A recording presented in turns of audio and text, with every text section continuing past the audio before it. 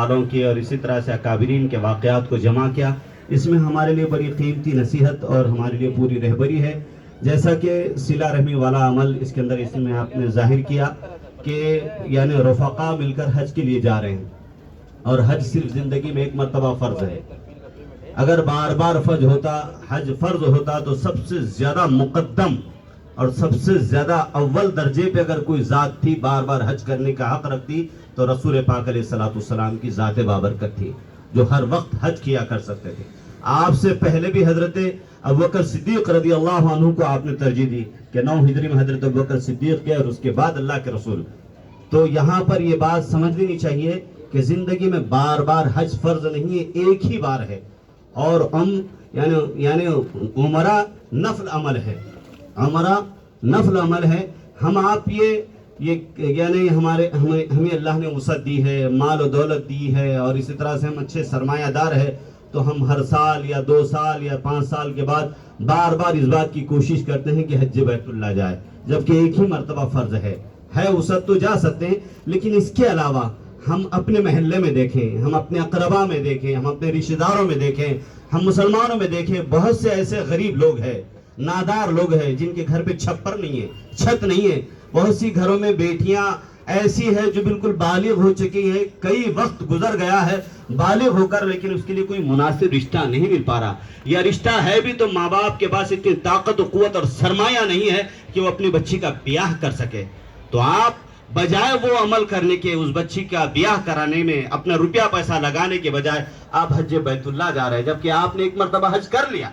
بار بار جانا کوئی فرض نہیں ہے آپ کے اوپر، بار بار جانا کوئی فرض نہیں ہے. ایک مرتبہ جا کر آئے، اور بجائے اس میں دوبارہ جانے کے کسی بچی کی، غریب بچی کی اگر آپ نے شادی کر لی، ہزاروں حج کا ثواب دے دیں گے اللہ، ہزاروں حج کا ثواب دے دیں گے اللہ، تا عمر حج کا اللہ ثواب دیتا رہے گا. اس عمل کے ذریعے سے یہ بات ظاہر ہوئی ہے کہ وہ جتنے رفقا تھے حج کے لیے چلے گئے. یہ اللہ کے بندے کی بھی دلی تمنا تھی، تڑپ تھی کہ میں اپنے گناہگار آنکھوں سے اللہ کا گھر بیت اللہ دیکھوں.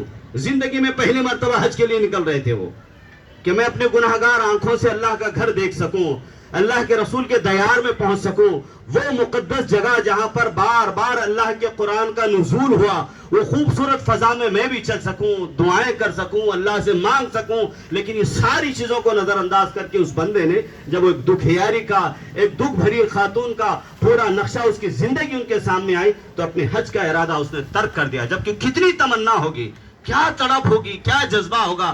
سب رفقا کے ساتھ جا رہے ہیں اور بیچ مجدھار میں پہنچ گئے، بیچ مجدھار میں پہنچ گئے، اور وہاں جانے کے بعد یہ خیال ہوا کہ نہیں، اب میں بیت اللہ نہیں جا سکوں گا، اب مجھے بیت اللہ نہیں جانا ہے. اللہ نے اگر وفا کر دیا، زندگی نے وفا کر دی، اللہ نے مجھے اور موقع دیا تو میں بار بار جا سکوں گا، دوبارہ پھر جاؤں گا، لیکن اب اس کے بار تو نہیں جاؤں گا. یہ خاتون ہے جو یعنی گویا کہ بیوہ ہے، اس کے گھر میں 4 بیٹیاں ہیں، جوان بیٹیاں ہیں، کھانے کا کہیں نظم نہیں ہے. میں کیوں نہ ہوں اپنا پورا سرمایہ اس خاتون کو دے دوں، اس دکھیاری کے دکھ کو بٹوروں، اس کے غم کو ہلکا کروں، صلہ رحمی والا کام کروں، اس کے زخم پر مرہم لگانے کا کام کروں، اس کی دعاؤں کو میں اپنے حق میں اللہ سے مانگ کے لوں، تاکہ یوں کہا گیا اتقو، اللہ کے رسول نے فرمایا یعنی مظلوم کی بد دعا سے بچو، اس لیے کہ اللہ کے اس کے درمیان کوئی حجاب نہیں ہوتا. اس دکھیاری کی دعا کو میں لوں تاکہ میری زندگی کا آخرت کا سفر سفلتا ہو جائے، کامیاب ہو جائے. تو وہ اللہ کے بندے اپنے دوستوں سے کہہ دیا کہ بھئی تم جاؤ، میں نہیں جاتا، میں نہیں آ رہا. حقیقت تو نہیں بتایا، وہ اسے معلوم، اس نے پردہ داری سے کام کیا، اپنی حقیقت کو چھپایا، اپنے دوستوں پر بھی ظاہر نہیں کیا. اس بندے نے کہا کہ نہیں، میرا ارادہ ترک کر دیا، میں آئندہ جاؤں گا، اب آپ کی بار تو تم چلے جاؤ. دوست چلے گئے، لیکن اس کے دل کو پوچھئے کہ اس کا دل اندر سے کتنا ٹوٹا ہوا ہے، اور اس کے دل کی خوشی کی بھی کوئی انتہا نہیں ہوگی کہ اس نے ایک آنسو، جس غریب یعنی دکھیاری کے آنسو ٹوٹ رہے تھے، اس کے آنسوؤں کو پہنچنے کا کام کیا، اس کے ہمدردی والا کام کیا. اس لیے کہتے ہیں کہ برسوں کی عبادت ایک طرف ہوتی ہے، اور ایک ہمدردی، ایک ایسی ہمدردی ہوتی ہے جو سال ہر سال آدمی نے عبادت نہیں کیا، لیکن کوئی ایسا عمل کر دیا جو سال ہر سال کی عبادت کرنے والوں سے بھی وہ آگے نکل جاتا ہے. ایسے بھی کچھ اعمال ہوتے. تو وہ اللہ کے بندے نے اپنے دوست سے کہا کہ آپ چلے جاؤ. وہ چلے گئے. اب اس کا من اندر سے ٹوٹا ہوا ہے. اب گھر کو لوٹے، اپنے بستی میں لوٹے تو کس منہ سے لوٹے؟ لوگ کہیں گے کہ بھئی ارے تم تو حج کو گئے تھے نا مولوی صاحب، تم حج کو گئے تھے اور تم حج کو نہیں گئے اور تمہارے دوست چلے گئے تم واپس آ گئے. پیچھے آؤں لوٹ کر آؤں تو شرمندگی, آگے جاؤں تو اب گویا کہ زیادہ راہ ہے نہیں, سارا اثاثہ ان کو دے دیے. وہ اللہ کے بندے چلے گئے, وہیں پر وہ بندہ رکا رہا. نتیجہ نکلا کہ حج کیے سب ساری چیزیں جب لوٹ کر آ رہے تب وہ دھیرے سے جا کے اپنے دوستوں کے ساتھ شامل ہو گئے. کیوں شامل ہوئے؟ اس لیے ہوئے کہ جب آپ ان کے ساتھ اپنے گاؤں کو لوٹیں تو لوگوں کو معلوم ہوگا کہ جناب علی بھی گویا کہ حج کا ایک مقدس اور یعنی حج فریضہ تھا وہ پورا کر کے لوٹ رہے ہیں, جبکہ یہ جانتے تھے کہ میں نے حج نہیں کیا, یہ جانتے تھے کہ میں نے حج نہیں کیا. لیکن دوستوں کو تو یہ معلوم نہیں تھا. دوستوں یہ جانتے تھے کہ یہ تو حج میں سب سے اول ہم سے زیادہ مقدم تھا, ہم سے زیادہ آگے تھا. تو اپنے دوستوں سے کہنے لگا کہ بھئی تمہارا سفر کیسا رہا؟ اللہ اکبر کبیرہ. ہمارے لیے ظاہری کانوں سے سننا آسان ہے, لیکن ظاہری کان کے بجائے بزرگوں دل کے کانوں سے سنیے کہ کتنا بڑا مجاہدہ ہوگا. لیکن ہم عام ایسا ماحول بن گیا کہ جناب علی ایک حج کیا مولوی صاحب, دوسرا حج کیے مولوی صاحب, چار حج کیے مولوی صاحب, ہر ایک کو بول کے ہم گویا کہ خوش کر رہے ہیں اور ہمارے یعنی زبان تر ہو جا رہی کہ اتنا ہم ذکر کر رہے ہیں کہ ماشاءاللہ 5 حج ہوئے 6 حج ہوئے. ارے اللہ کے بندے کسی دکھیاری کے دکھ کو بانٹ لے, کسی بیوہ کے زخم پر مرہم رکھنے کا کام کر لے, کسی غریب بچی کی شادی کا کام کر لے, یا کسی ایسا گھر جس کے گھر پہ چھپر نہیں ہے اس کے گھر پہ چھپر ڈالنے کا کام کر لے. ید اللہ فوق ایدی, تو تیرا ہاتھ اگر کسی غریب کے سر پہ ہاتھ رہے گا قسم خدا کی خدا کا ہاتھ تیرے سر پہ رہے گا. تو کسی غریب کے سر پہ ہاتھ رکھے گا تو اللہ کا ہاتھ تیرے سر پر رہے گا, اور جس کے سر پر اللہ کا ہاتھ ہوگا وہ دنیا میں بھی کامیاب اور آخرت میں بھی کامیاب ہوگا انشاءاللہ. دنیا میں اللہ اس کو رسول اللہ کی زیارت کرا دیں گے انشاءاللہ.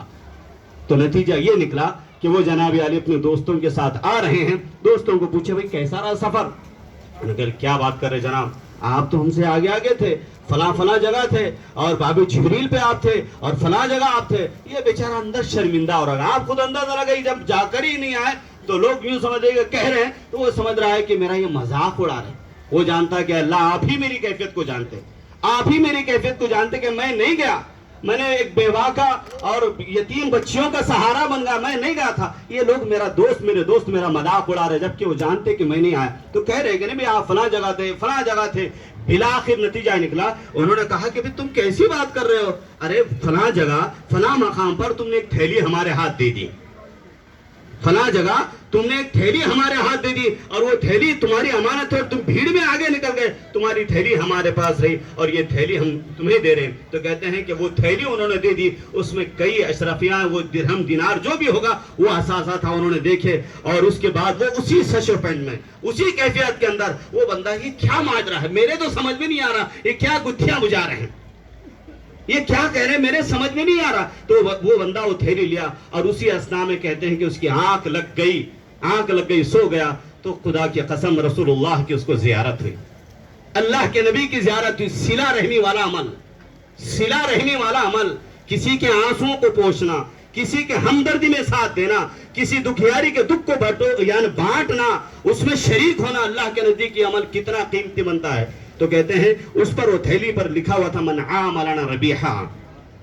تو یوں کہا جا رہا, اللہ کے رسول کہہ رہے فلاں ہم تیرے لیے کتنے لوگوں کو اور گواہ بنا دیں کہ تو نے یہ حج کیا, تو نے یہ عمل کیا اور یہ تھیلی تیری ہے, کس کو بتا دیں. وہ چونک گیا, اٹھ گئے. اور اس کے بعد کہتے ہیں کہ اللہ کے نبی اللہ نے اس بندے کے لیے انعام دیا, اس کی شکل صورت کا ایک فرشتہ اللہ نے تیار کر دیا, اس بندے کی شکل صورت کا ایک فرشتہ اللہ نے تیار کر دیا. اور یہ بشارت دی گئی ہے کہ قیامت تک تیرے جانب سے ہر سال حج ہوتا رہے گا. قربان جائیے, ہم کتنے حج کریں گے جا کے, ہم کتنے حج کریں گے اگر اللہ نے ہم کو پیسہ دیا.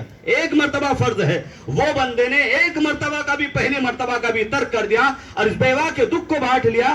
اللہ نے اس کے عظیم نیکی کا یہ صلہ دیا ہے قیامت تک اس کے جانب سے حج ہوتا رہے گا اور اس کی شکل صورت کا اللہ نے فرشتہ تیار کر دیا. اب کتنا زمانہ ہے واللہ اعلم.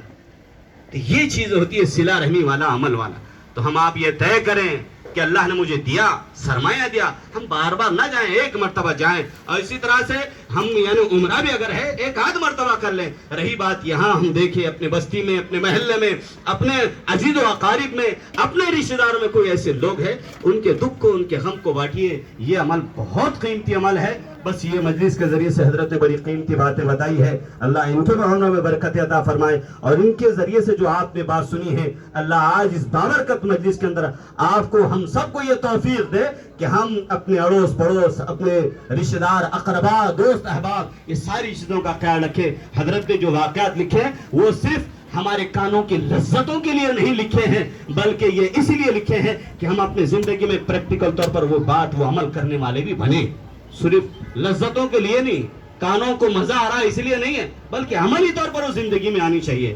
ماشاءاللہ عقد کے متعلق بھی بہت ساری باتیں ازدواج زندگی کی بھی ہوتی ہے, اور اسی طرح سے جب شادی وغیرہ ہوتی ہے اس میں بھی بہت ساری چیزوں کا لحاظ رکھنا. ایک آخری بات کہہ کے اپنی بات کو میں مکمل کر لوں. عام طور سے جو چیز دیکھنے کو ملتی ہے معاشرے کے اندر, وہ یعنی آنے والی لڑکی کو ٹارچر کیا جاتا ہے. یہ دراصل لا علمی کی وجہ سے ہوتا ہے, یا یوں سمجھ لیجئے کہ ہوس اور خواہش آدمی کو اندھا بنا دیتی ہے. الامان تعمی عیون البصائر, خواہشات دیکھتی آنکھوں کو اندھا بنا دیتی ہے, خواہشات دیکھتی آنکھوں کو اندھا بنا دیتی ہے. نتیجہ یہ نکلا کہ جب جو چیز کو اللہ کے رسول نے فوقیت دی ہے, ترجیح دی ہے, وہ یہ ہے کہ دینداری کو ترجیح دی جائے. عقد بیاہ کے اندر وہ نسلوں کے اندر وہ برکتیں رہتی ہیں. دینداری, البتہ دینداری کے ساتھ یعنی مالداری بھی ہے تو نور نالا نور ہے, خوبصورتی بھی ہے تو اور بھی بڑی اچھی بات ہے, خاندان بھی بڑا ہے تو مزید اور اچھی بات ہے, لیکن فوقیت دینداری کو دینی چاہیے. ایک مرتبہ کی بات ہے کہ حضرت علی کرم اللہ وجہہ, اللہ کے نبی صلی اللہ علیہ وسلم کے مجلس میں بیٹھے ہیں, اور مجلس میں بیٹھنے کا مقصد یا مجلس میں اس امید پر جاتے یعنی بہتابانہ انداز میں تڑپ کر کہ اللہ کے رسول کی باتیں سننے کو ملے گی, اور وہی کہ یعنی برکات بھی سننے دیکھنے کو ملے گی. اب پتہ نہیں کون سی قرآن کی آیت اور کیا احکامات نازل ہوئے, یہ ساری چیزیں تمنائیں جستجو رہتی تھی صحابہ.